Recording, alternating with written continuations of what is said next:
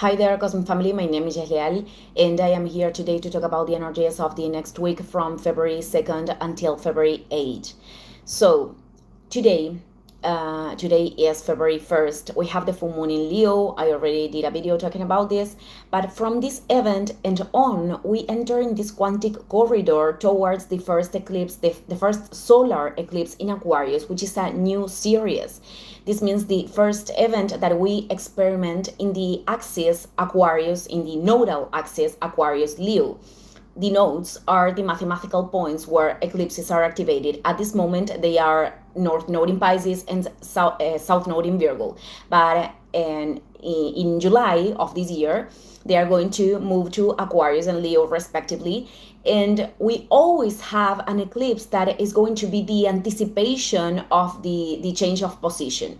So this event is a new moon, more powerful, much more powerful. Therefore, this energy we could feel it with more anticipation than a common lunation. So in short, I'm going to talk about it.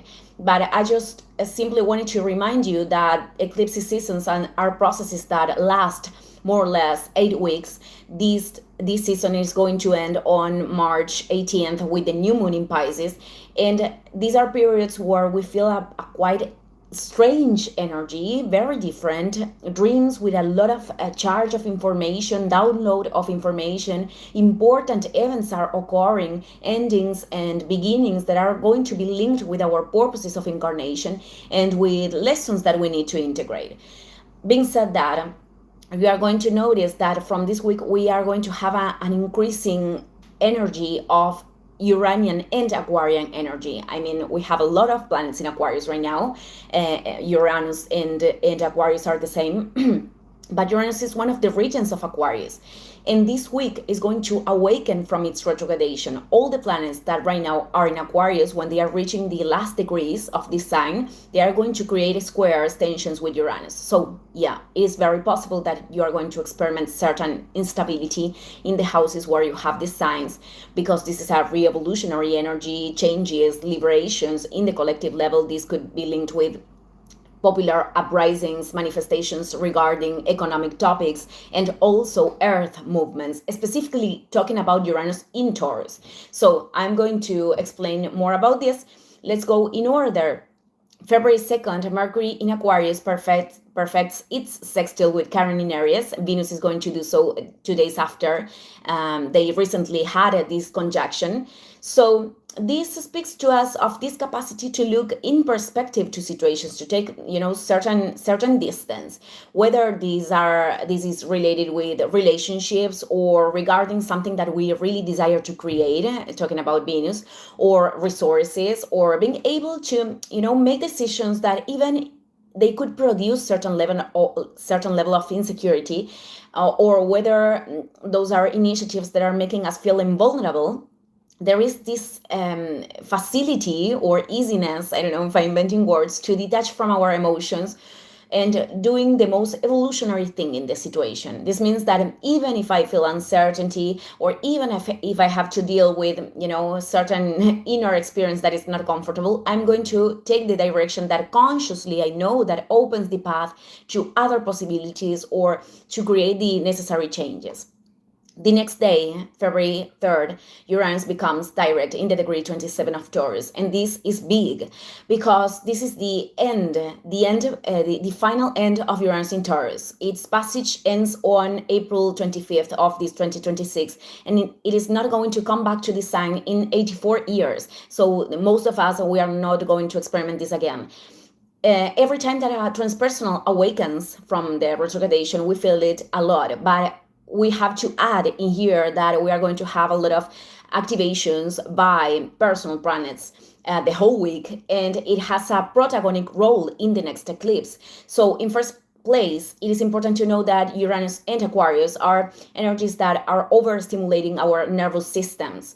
So we could be excessively in the mind, we could be excessively focused in what is going to happen in the future, and this could produce much anxiety and a sensation that we are not sustained, that we are, like in a floating in the universe. So it is important to come back to presence and to the body, and to use whatever practice that can help you with that, whether this is meditation, whether this is certain movements, exercise, whatever thing. So other keys to focusing the inner stability beyond external circumstances, because we are in these inflection points and we are not going to return to old ways. And the more that we are attached to non-fertile spaces, the more uncomfortable that we are going to feel. Those areas in which we have recognized that or perhaps life shown us many times along the transit of Uranus in Taurus that initiated in 2018, officially 2019, that cannot continue in the same way. Those areas are the ones that are going to be impulsed to other creative potential to be circulated.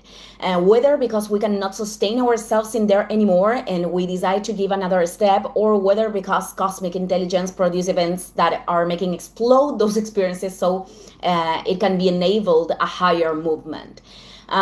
Internal and external resources, what we associate with stability, our physical body, all of this is associated with Uranus in Taurus.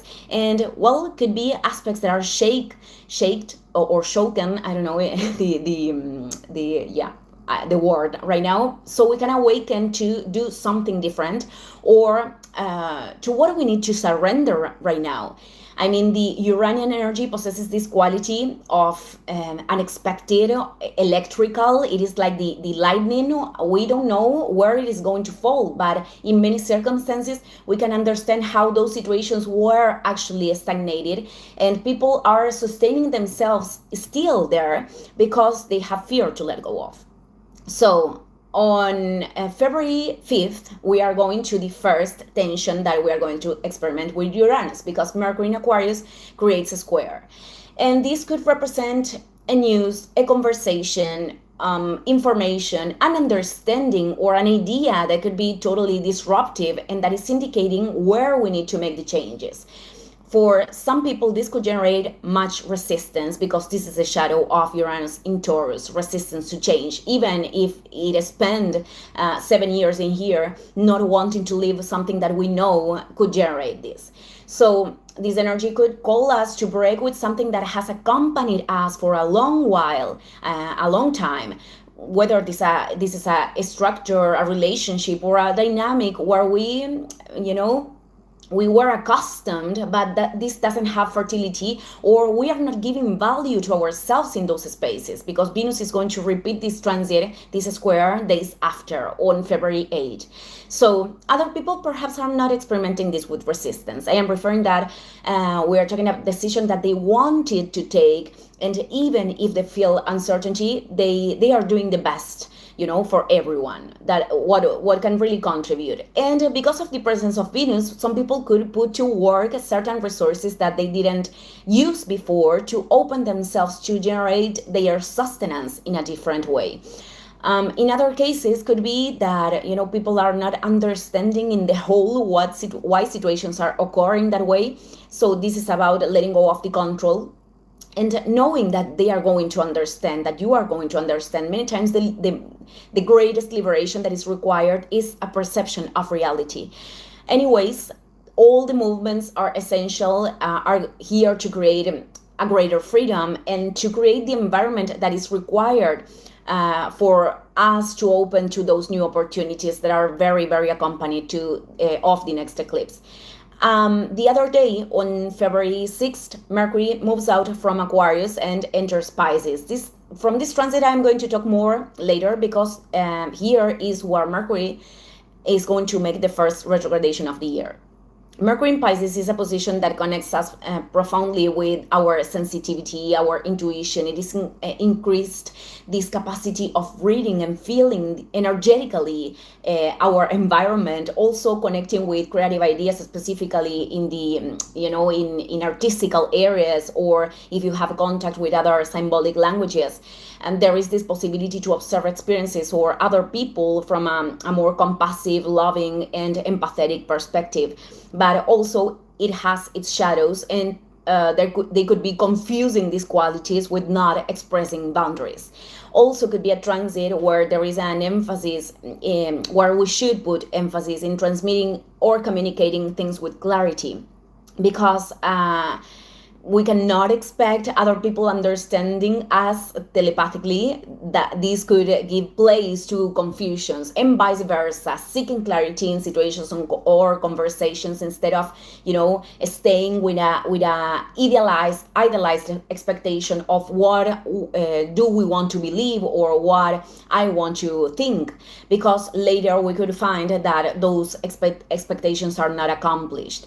So, days after, on February 8th, Venus is going to make the square with Uranus. And as I said, this is about radical cuts in some cases, radical changes, and us having to open to those things.